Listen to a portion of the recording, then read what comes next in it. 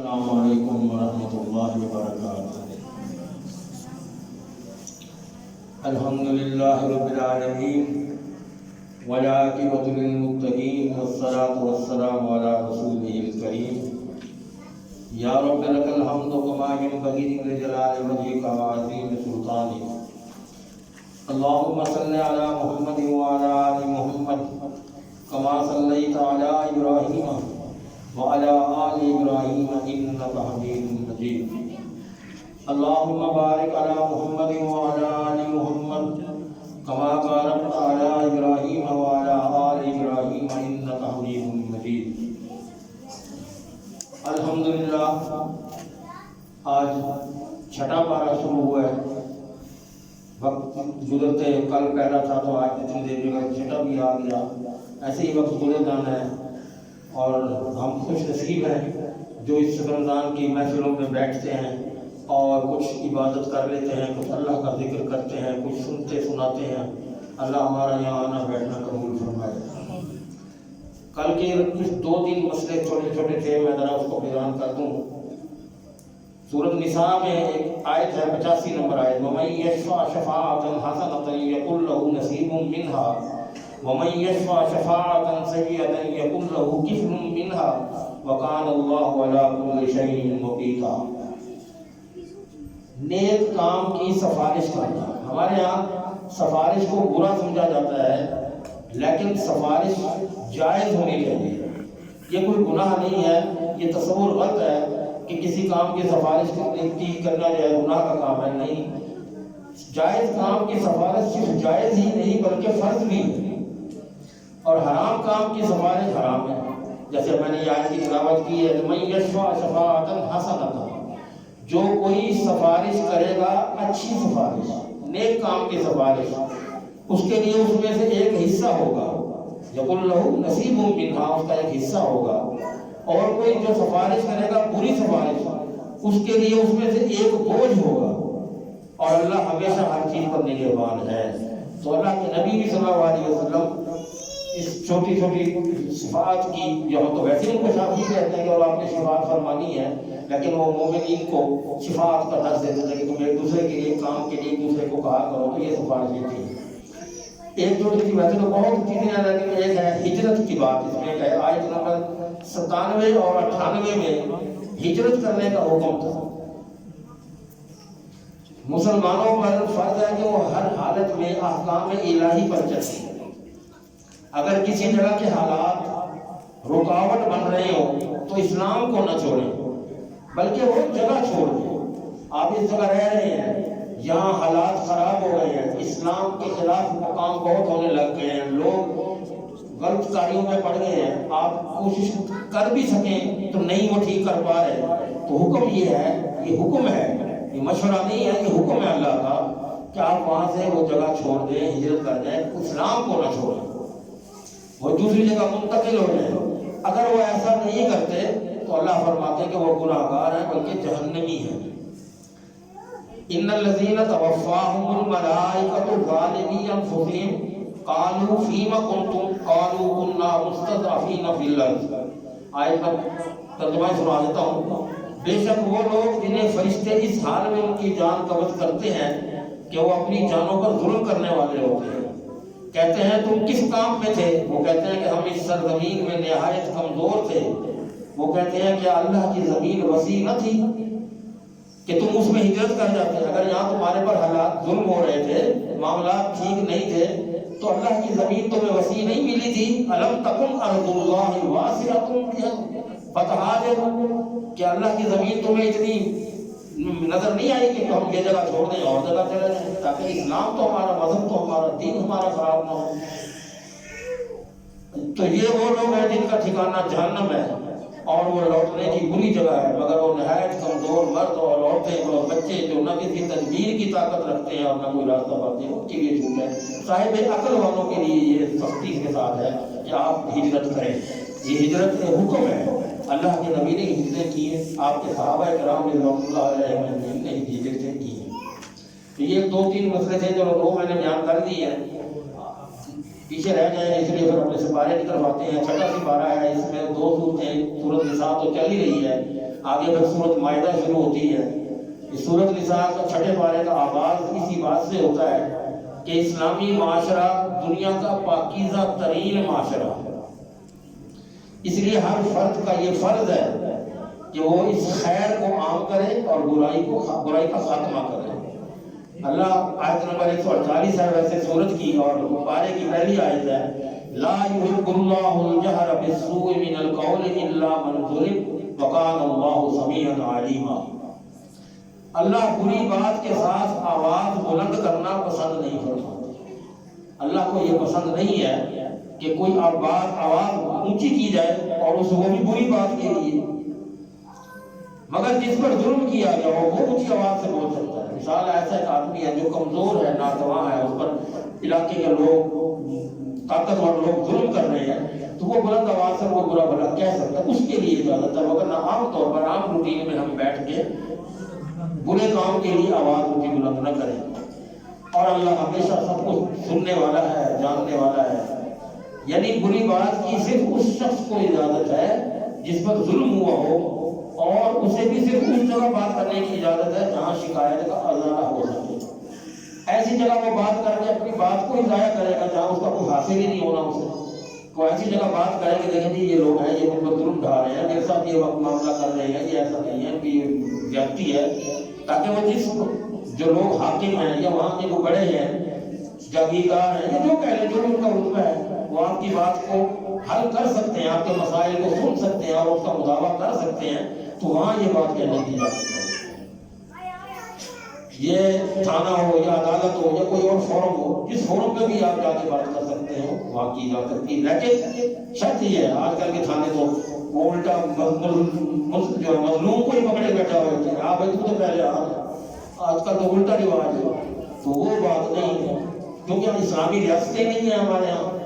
اسلامی ریاستیں ہوں، اسلام ہمارے یہاں ادخلوا فی السلم کافہ، ہم اسلام میں پورے کے پورے داخل ہو، سر سے پیر تک ہمارا ہر کام، اٹھنا بیٹھنا چلنا گرنا بات کرنا اوڑھنا بچھونا ہمارا اسلام کے مطابق ہو، پھر وہاں یہ معاملہ اس طرح کے پیش نہیں آتے. ایک شخص نبی کریم صلی اللہ علیہ وسلم کے پاس آیا، یہ ابو داؤد کی حدیث ہے، اور آپ کے پاس آ کر اپنے پڑوسی کی شکایت کر رہا تھا کہ یہ مجھے وہ تنگ کرتا ہے. آپ نے فرمایا جاؤ صبر کرو. وہ پھر آپ کے پاس دوسری یا تیسری دفعہ پھر آیا تو آپ نے یہ فرمایا کہ جاؤ اب اپنا سامان نکالو گھر کا اور راستے میں ڈھیر کر دو. تو اس نے اپنا سامان نکال کر راستے میں ڈال دیا. لوگ اس سے وجہ پوچھنے لگے یہ کیا کیا تم نے، اپنے گھر کا سامان باہر نکال کے بیٹھ گیا، یہ کون سی عقل مندی ہے تیری. اب یہ طریقہ تھا، اللہ کے نبی نے اس کو سکھایا کہ اب تیرے سے لوگ پوچھیں گے بتا، ویسے تیری بات سننی کوئی نہیں رہا تھا، تیرے پر ظلم ہو رہا تھا، تیرے حق میں کوئی بولتا ہی نہیں تھا. اب وہ لوگ پوچھیں گے یہ تم نے کیا عقل مندی کی ہے، سامان نکال کے سارا باہر رکھ دیا. اللہ اکبر. تو وہ پھر اپنا پڑوسی کے بارے میں بتانے لگا کہ وہ اس طرح میرے ساتھ سلوک کر رہا ہے اور میں بڑے دنوں سے تنگ ہوں، پریشان ہوں، میری اس بات کا کوئی مداوع نہیں ہوتا. اب جب لوگوں کو یہ بات سننی گئی، انہوں نے ان کی بات سنی تو اس کو لعنت ملامت کرنے لگے، اسے بددعا دینے لگے کہ اللہ تیرے ساتھ ایسا کرے، یہ تو نے ایسا کیوں کیا. اس پر اس کا پڑوسی آیا اور کہنے لگا کہ آپ اپنے گھر پہ واپس آ جائیں، میں معافی مانگتا ہوں آپ سے، میں معذرت خواہ ہوں، آپ کے ساتھ میں نے زیادتی کی ہے. اتنی سی بات پر ہی وہ مان گیا اور اس نے صلح کر لی. آپ اور اس نے اس بات کا آئندہ یہ کہا کہ میں آپ سے یہ بھی وعدہ کرتا ہوں کہ آئندہ آپ کو اس قسم کی کوئی تکلیف یا کوئی شکایت کا موقع نہیں دوں گا. یہ بھی ایک طریقہ تھا. ہمارے یہاں کیا ہے، ہمارے یہاں یہ سوشل میڈیا، یہ اخباریں، یہ ٹی وی، وہ خبر نشر کر دیں گے جو جس کا کوئی سر پیر ہی کوئی نہیں، جس کا کوئی ذکر ہی کہیں نہیں، اپنی طرف سے بنا کے ٹھوکے جا رہے ہیں. تو یہ بھی اس سے خیر تو عام نہیں ہو رہی، اس سے ایک دوسرے کے خلاف اٹھایا جا رہا ہے. یہ بھی انتہائی گناہ کا کام ہے اور برا کام ہے. اس سے بدامنی پھیلنے کا خدشہ ہے، اس سے شر پھیلنے کا خدشہ ہے. اس خبر کو نشر کرنے کی اجازت نہیں ہونی چاہیے. نہ حکومت اس طرف کو توجہ دیتی ہے، نہ ہماری اپنی کچھ عقل فہم اس طرف کام کرتی ہے. اللہ ہدایت دے. پھر اہل کتاب کی کچھ جرائم کی فہرست بھی ہے اس میں کہ اہل 5 پاروں میں مختلف جگہوں پر یہود و نصارہ کے جرائم اور زیادتیوں کی تفصیل پڑھتے رہے ہیں، پڑھ رہے ہیں. اب یہاں تھوڑا سا ان کا ذکر کر دیں مختصراً کہ انہوں نے اللہ تعالیٰ کی کتاب اور پیغمبر کو ماننے کی بجائے کہا کہ اللہ ہمارے سامنے آئے، ہمیں دکھائے کہاں ہے اللہ. ایک یہ تھا، اور پھر ہم نے انہیں کہا کہ شہر میں سیدھا کرتے ہوئے داخل ہو جائے، انہوں نے سیدھا کرنے سے انکار کر دیا۔ ہم نے ہفتے کے دن کاروبار دنیا سے منع کیا، لیکن وہ ہیلے وسیلے کرنے لگ گئے، انہوں نے اپنا کام کر کے دکھایا۔ انہوں نے اللہ کے عہد کو توڑا، اس کی آیات کا کفر کیا، انبیاء علیہ السلام کو شہید کیا۔ انبیاء کی دعوت کو قبول کرنے کی بجائے کہنے لگے ہمارے دلوں پر تو خلاف پڑ چکے ہیں، ہمیں آپ کی باتیں سمجھ ہی نہیں آتی۔ سیدہ مریم علیہ السلام پر بہتان لگایا، حضرت عیسیٰ کو پھانسی پر چڑھا دینے کا دعویٰ کیا، اور وہ سب سے بڑا جو گناہ کرتے تھے وہ سود کھاتے تھے۔ یہ ذرا بچوں کو ذرا خاموش کرا لیں، ذرا ڈسٹربنس ہوتی ہے، وہ بات سمجھ میں نہیں آتی۔ اب اللہ کیا فرماتے ہیں کہ عیسیٰ علیہ السلام کو پھانسی نہیں چڑھایا گیا تھا۔ یہودی یہ سمجھتے ہیں کہ انہوں نے عیسیٰ علیہ السلام کو پھانسی پر چڑھایا ہے، یہ ان کے جرائم میں شامل ہے، کیونکہ وہ اس کے دعوے دار بھی ہیں۔ عیسائی سمجھتے ہیں کہ انہیں پھانسی دی گئی ہے، اس لیے عیسائی یہودیوں کو اپنا دشمن سمجھتے ہیں۔ اب وہ آپس میں ایک دوسرے کے دشمن ہیں۔ جب عیسائی طاقتور ہو گئے تو یہودی ڈر گئے کہ عیسائی تو اب ہم سے بدلہ لیں گے، تو انہوں نے ایک پلاننگ کے تحت عیسائیوں میں یہ عقیدہ پھیلا دیا کہ عیسیٰ علیہ السلام اللہ کے بیٹے ہیں۔ اب انہوں نے یہ عقیدے کو رد کر کے وہ ایسا توڑ موڑ کے پھیلا دیا کہ وہ اس کے ساتھ ان کے ساتھ سلوک ہوگا۔ انہوں نے پھانسی پا کر تمام عیسائیوں کے گناہوں کا کفارہ ادا کر دیا، یہ افواہ پھیلا دیا کہ ان کو پھانسی چڑھا دیا گیا اور انہوں نے عیسائیوں کے گناہوں کا کفارہ ادا کیا جو وہ گناہ کرتے تھے۔ اب وہ پاک ہو گئے سارے عیسائی، اب وہ سیدھا جنتی ہوں گے۔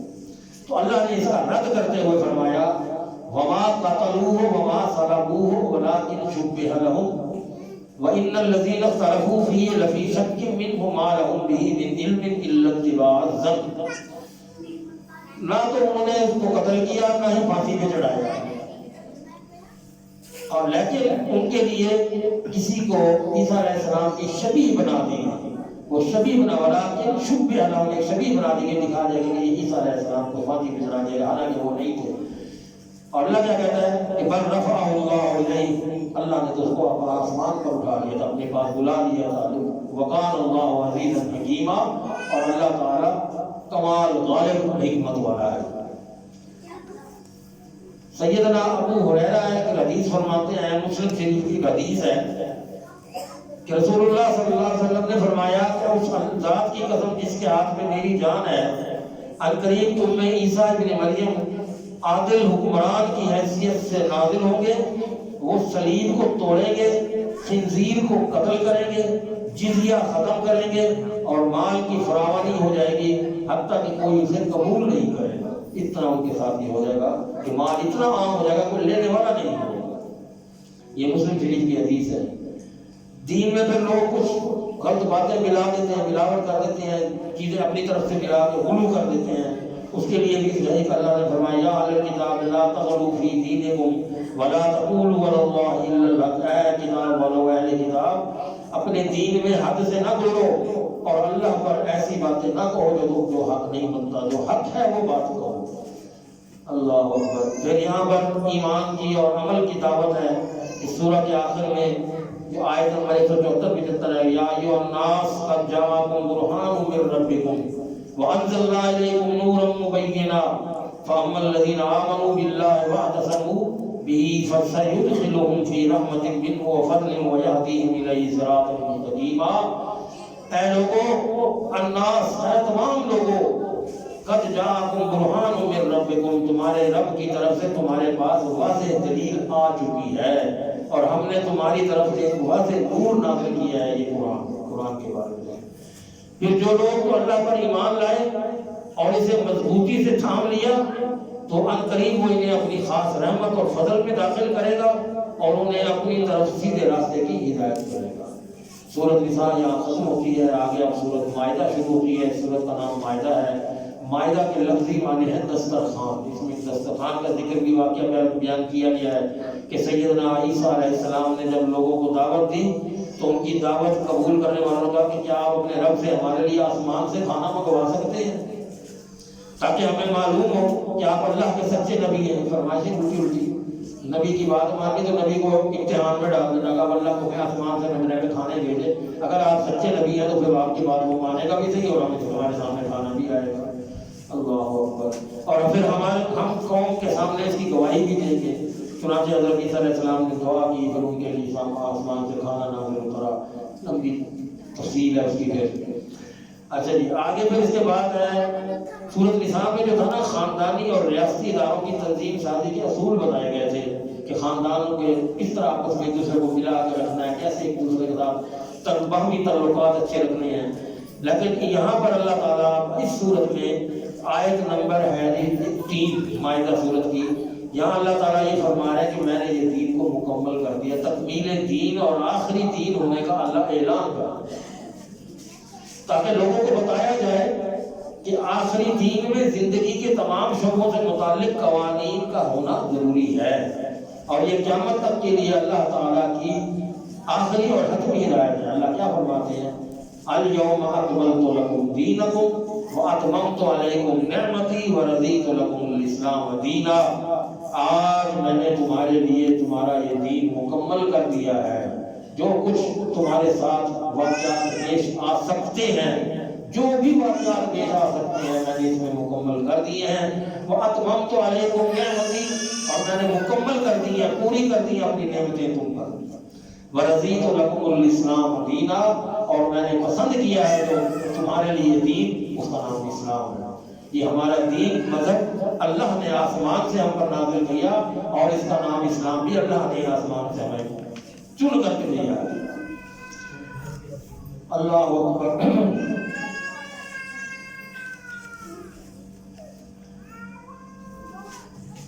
حضرت طارق بن شہاب ایک صحابی ہیں، بخاری شریف کی حدیث ہے، وہ بتاتے ہیں کہ ایک یہودی نے حضرت عمر بن خطاب رضی اللہ تعالیٰ عنہ سے کہا کہ آپ اپنی کتاب قرآن میں ایک ایسی آیت پڑھتے ہیں کہ ہم یہودیوں کی کتاب میں بھی یہ آیت نازل ہوئی ہوتی تو ہم اس کے نزول کے دن کو عید بنا دیتے۔ آپ جو آیت پڑھتے ہیں اگر ہماری کسی کتاب میں یہ آیت اس طرح کی کو آ چکی ہوتی تو ہم جس دن یہ آیت نازل ہوئی تھی ہم اس دن کو عید کا دن تصور کرتے، جشن مناتے۔ تو حضرت عمر رضی اللہ عنہ نے پوچھا کہ وہ کون سی آیت ہے؟ تو اس نے یہ آیت پڑھ کے سنائی، الیوم اکملت لکم دینکم واتممت علیکم نعمتی ورضیت لکم الاسلام دینا۔ یہ سن کر حضرت عمر نے فرمایا کہ ہم اس دن اور اس جگہ کو بھی جانتے ہیں جب یہ آیت رسول اللہ صلی اللہ علیہ وسلم پر نازل ہوئی تھی۔ یہ 9 ذی الحج کو عرفہ کے میدان میں جمعۃ المبارک کا دن تھا، اور یہ آیت اس وقت نازل ہوئی تھی، اور یہ آخری آیت ہے۔ یہاں پر قرآن تکمیل کر کے اللہ نے کہہ دیا کہ آج میں نے اپنا دین تم پر مکمل کر دیا۔ اب جناب یہاں کے آگے یا ایھا الذین آمنوا اوفوا بالعقود، معاشرہ کوئی بھی ہو باہمی معاملات اور حقوق و فرائض کے بغیر وجود میں نہیں آ سکتا، اس لیے سورت کا آغاز کرتے ہوئے اللہ فرماتے ہیں کہ اے ایمان والو اوفوا بالعقود، اپنے عہد پورے کرو، جو بھی جس سے بھی تم عہد کرتے ہو کو پورا کرو، نبھاؤ، اس کو راستے میں مت چھوڑو یا اس کو اس سے مکرو نہ کرو۔ اس صورت میں اللہ تعالیٰ نے تفصیل سے بتایا کہ بندوں پر کیا حلال ہے کیا حرام ہے۔ احل لکم بہیمۃ الانعام الا ما یتلی علیکم، تمہارے لیے چرنے والے چوپائے حلال کیے گئے ہیں، بہیمۃ الانعام جو چرتے ہیں گھاس کھانے والے، سوائے ان کے جو تم پر پڑے جائیں گے۔ جن جانوروں کی حرمت وضاحت کر دی گئی ہے کہ یہ حرام ہے، اس کے علاوہ باقی سب حرام ہے، ان کی حرمت ہم پہلے بھی پڑھ چکے ہیں، بتایا، پھر بھی آگے تفصیل میں ہے۔ الا ما یتلی علیکم غیر محل الصید وانتم حرم، تمہارے لیے چرنے والے چوپائے حلال کیے گئے سوائے ان کے جو تم پر پڑے جائیں گے، اس حال میں کہ شکار کو حلال جاننے والے نہ ہو، جبکہ تم احرام میں بھی ہو، اس وقت بھی احرام کی حالت میں بھی حلال جانور کا شکار حرام منع ہے۔ پھر اس کے علاوہ عام حالت میں مردار، مرا ہوا خون، خنزیر کا گوشت اور اللہ کے علاوہ کسی غیر اللہ کے نام پر مشہور کی گئی کوئی چیز قربان کی جائے، یہ حرام ہے، یہ حرمت پہلے بھی بتائی جا چکی ہے، اب اللہ پھر فرما رہے ہیں حرمت علیکم المیتۃ والدم ولحم الخنزیر وما اہل لغیر اللہ بہ، کیا حرام کر دیا اللہ نے تم پر مردار، خون، خنزیر کا گوشت اور غیر اللہ پر، جس پر غیر اللہ کا نام آ جائے، جو خیرات صدقات آپ بھی آپ کریں اس پر غیر اللہ کا نام لیں وہ حرام ہے۔ والمنخنقۃ والموقوذۃ والمتردیۃ والنصیحۃ، اور ایسا جانور جو گلا گھٹنے سے مر گیا ہو، جس کا گلا دب گیا ہو، کسی طریقے سے اس کا گلا دبا دیا گیا ہو، مر گیا ہے، وہ بھی حرام ہے۔ اور والمتردیۃ، اور ایسا جانور جسے چوٹ لگی ہو، اور وہ جانور جو گرا ہو اور اس کو کسی دوسرے جانور کا سینگ لگا ہو اور اس کے سینگ لگنے سے وہ مر گیا ہو، یا وہ جانور جسے کسی درندے نے کھایا ہو اور باقی چھوڑ گیا ہو، وما اکل السبع الا ما ذکیتم، یا کسی درندے نے کھایا ہو، یا پھر وہ جانور جو تم ذبح کر لو، جو تم ذبح کرتے ہو اس کو کھا کے پھر چھوڑ دیتے ہو اور پھر کوئی دوسرا آ کے اس کو استعمال کرتا ہے تو وہ بھی کھایا جا سکتا ہے۔ اس کے علاوہ جو یہ تم وَأَن تَسْتَقْسِمُوا بِالْأَزْلَامِ، یہ جو تم تیروں کے ساتھ قسمتوں کا حال معلوم کرتے ہو نا، یہ نجوم بن کے نجومیوں والے یہ پانسے پلٹتے ہو، یہ پانسے ہو یہاں جی آپ کا یہ جو چوکسی ہے جو آپ کی قسمت کے حال بتانے والے، اللہ نے اس عمل کو بھی حرام قرار دیا۔ اللہ اکبر۔ اور آگے فرماتے ہیں الیوم احل لکم الطیبات وطعام الذین اوتوا الکتاب حل لکم وطعامکم حل لہم، آج تمہارے لیے پاکیزہ چیزیں حلال کر دی گئی ہیں اور ان لوگوں کا کھانا تمہارے لیے حلال ہے جنہیں کتاب دی گئی ہے۔ مثلا آپ اہل کتاب کے ساتھ کھانا کھا سکتے ہیں، اہل کتاب عیسائی ہیں، یہودی ہیں، جو اہل کتاب ہیں ان کے ساتھ آپ کھانا کھانے میں آپ کو کوئی منع نہیں ہے، حلال ہے۔ شعائر اللہ کا احترام، یا ایھا الذین آمنوا لا تحلوا شعائر اللہ، شعائر کہتے ہیں نشانی یا کوئی علامت جسے دیکھ کر کسی ملک یا قوم یا ادارے کا علم ہو، یہ پاکستان کا جھنڈا ہے، یہ پاکستان ہے، یہ سعودی عرب کا جھنڈا ہے، یہ سعودی عرب ہے، یا کسی کمپنی کا لوگو ہوتا ہے، کوئی نشان ہوتا ہے، اس سے پتہ لگتا ہے کہ یہ فلانی کمپنی ہے۔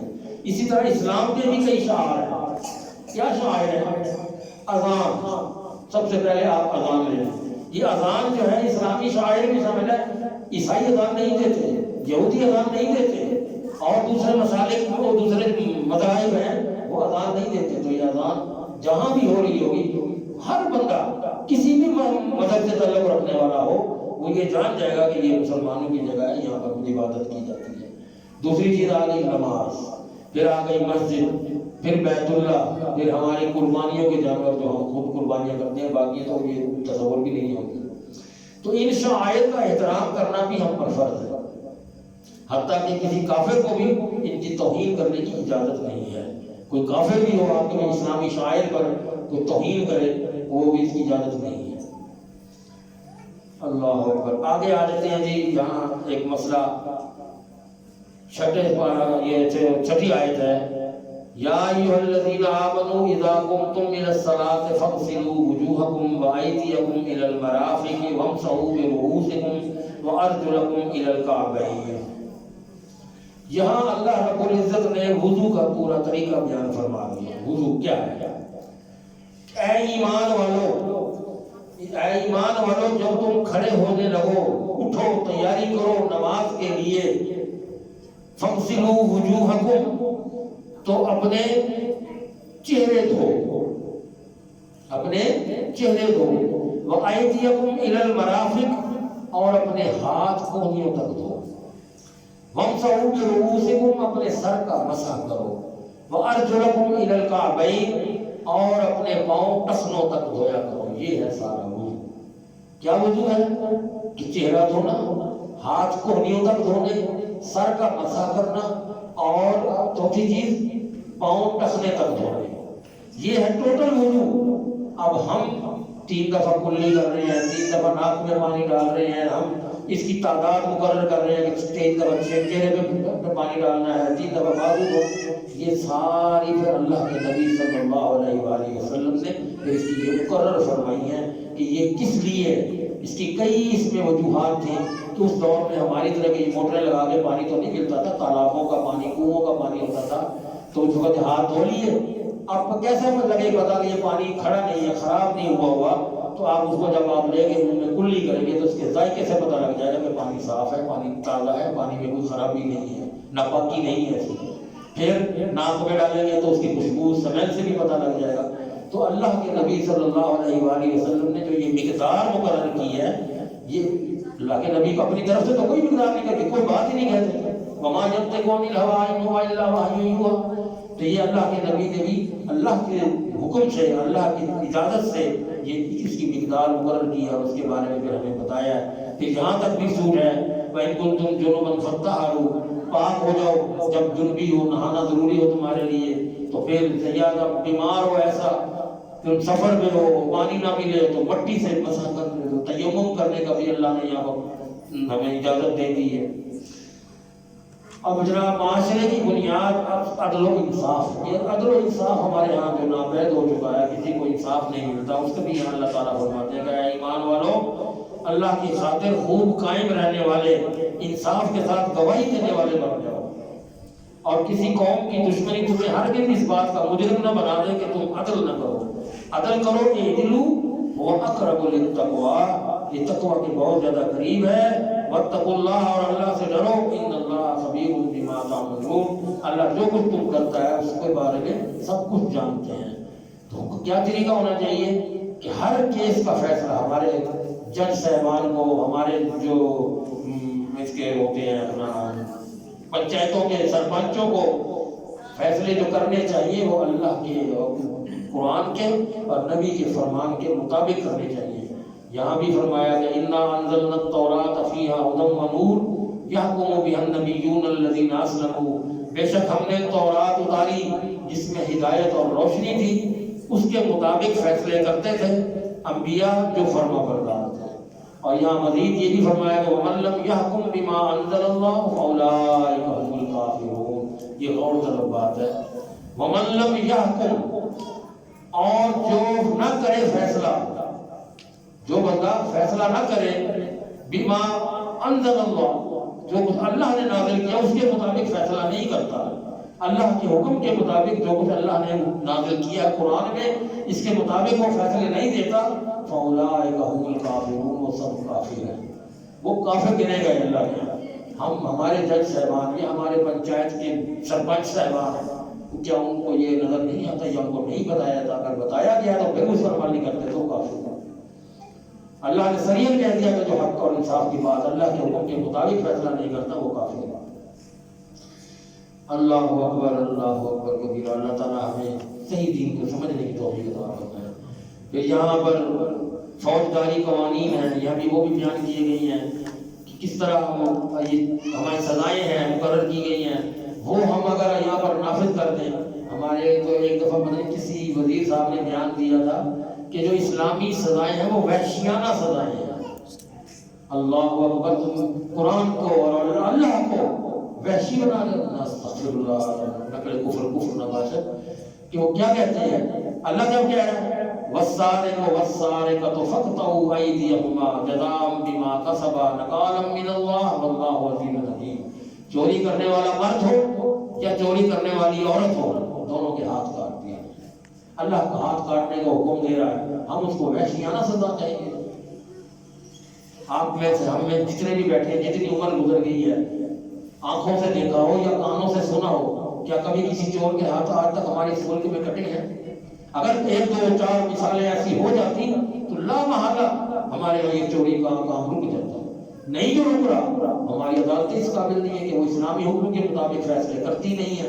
لے دے کے, پیسہ لے دے کے, رشوت لے دے کے وہ فیصلے اپنی مرضی کے کرتے ہیں. چوروں کو پھر شے مل رہی ہے, چوریاں بڑھتی جا رہی ہیں, آئے دن ڈکیتیاں بڑھتی جا رہی ہیں. ان کو پتہ ہے کہ پیسے دے کے چھوٹ کے واپس آ جائیں. اللہ سے ہم نے جنگ پوری کر رکھی ہے. ہم نے تو یہ طے کر رکھا ہے کہ اس کی مخالفت ہی کرنی ہے, اس کا حکم ماننا نہیں. اور پھر جو پڑھے لکھے لوگ جو ہمارے مستقبل سنوارنے کے لیے ہمارے ایم این ایز اور ایم پی ایز اور اسمبلیوں میں بیٹھنے والے, وہ اسے وحشیانہ سزائیں گے. زانی کی سزا مقرر کی گئی ہے, چور کی سزا مقرر کی گئی ہے. ہر سزا اللہ تعالیٰ نے کلیئر کٹ یہاں پر ہمیں بیان فرما دی ہے. لیکن ہم چونکہ ٹس سے مس نہیں ہوتے.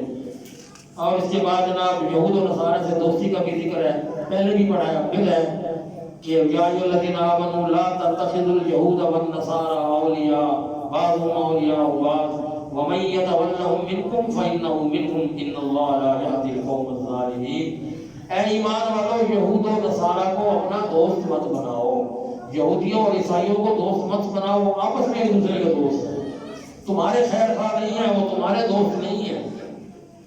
اب تم میں سے جو انہیں دوست بنائے گا تو وہ یقیناً انہی میں شامل ہو جائے گا۔ اب دوست تو ان کا بن گیا، ان کا ہوگا، اللہ کا نہیں رہا، اللہ کے نبی کی امت میں سے نہیں رہا، وہ انہی کا ہو گیا۔ بے شک اللہ ظالم لوگوں کو ہدایت نہیں دیتا، جو ظلم کرتا ہے، جو اپنے آپ کو ظلم کا پہاڑ توڑتا ہے، اللہ بھی اس کو ہدایت بھی نہیں دیتا۔ پھر آگے ایک جگہ ہے 57 نمبر ہے، یا ایھا الذین آمنوا لا تتخذوا الذین اتخذوا دینکم ھزوا ولعبا، اے ایمان والو ان لوگوں کو جنہوں نے تمہارے دین کو مذاق اور کھیل بنا لیا، دین کی باتوں کو مذاق بنا لیا، کھیل کھلونے میں بات اڑا دی، پرواہ نہیں۔ انما ولیکم اللہ ورسولہ، تمہارا دوست تو صرف اللہ اور اس کا رسول ہے۔ تم یہود و نصارہ کو چھوڑ دو، اللہ اور اس کے نبی، اس کے رسول کے ساتھ دوستی کرو۔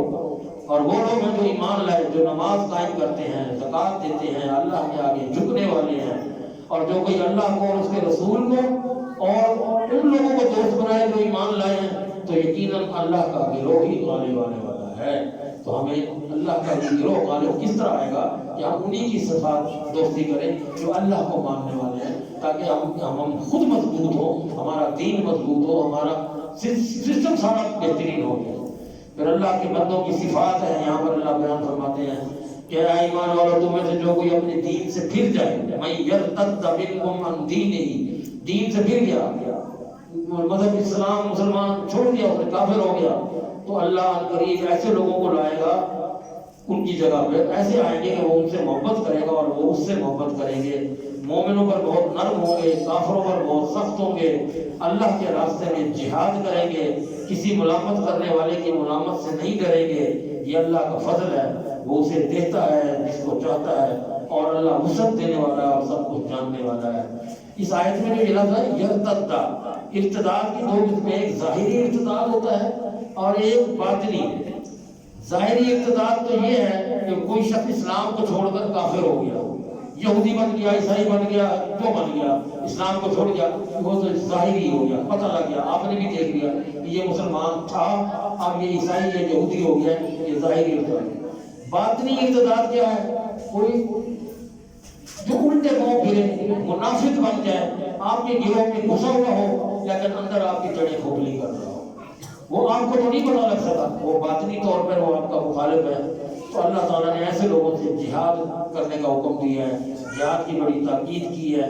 کفار پر ہمیں سخت ہونا چاہیے، کفار سے کوئی نرمی کی بات نہیں کرنی چاہیے، مومنین کے ساتھ پیار محبت سے پیش آنا چاہیے۔ ہمارا کام الٹ ہے، ہمارا کام الٹ ہے، ہم کفار سے پیار محبت کرتے ہیں، ان کے نقشے قدم پر چلنے کی پوری کوشش کرتے ہیں، اور مومنین آپس میں جو مومن، جو مسلم اخو المسلم، جو مومن آپس میں بھائی بھائی ہیں، ہم ان کی گردنیں کاٹنے پر، ان کے ساتھ لڑائی کرنے پر پھر رہے ہیں، اور جو کافر ہیں جن پر ہمیں سخت ہونا چاہیے تھا ان کے ساتھ ہم نرمی اختیار کر رہے ہیں۔